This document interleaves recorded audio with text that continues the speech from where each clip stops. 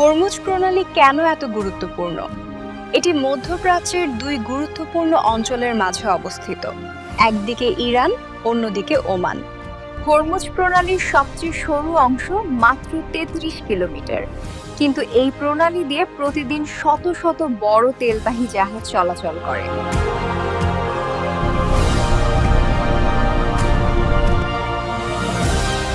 এটি উপসাগর থেকে আরব সাগরে যাওয়ার একমাত্র সরু পথ। এই পথ ছাড়া তেলবাহী জাহাজগুলো সহজে বাইরে যেতে পারে না।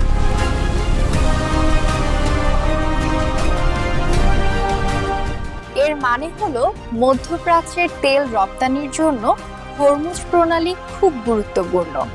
এটি ছাড়া দ্বিতীয় কোনো পথ নেই। বিশ্বের মোট তেলের প্রায় ২০ থেকে ৩০% এই প্রণালী দিয়ে আসে। সৌদি আরব, কুয়েত, ইরাক এবং সংযুক্ত আরব আমিরাত সহ মধ্যপ্রাচ্যের প্রায় সব দেশেই তেল রপ্তানির জন্য এই প্রণালীর উপর নির্ভরশীল। মধ্যপ্রাচ্যের অর্থনীতি এই পথের উপর অনেকটাই নির্ভরশীল। হরমুজ প্রণালী ছাড়া মধ্যপ্রাচ্যের তেল বাহিরে যেতে পারে না।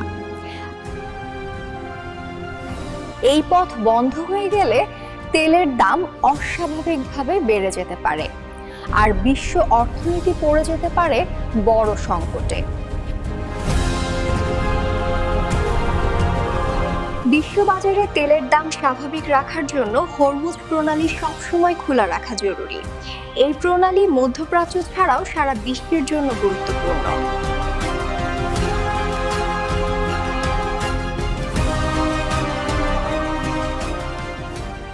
চ্যানেলটি সাবস্ক্রাইব করে পাশে থাকবেন। আল্লাহ হাফেজ।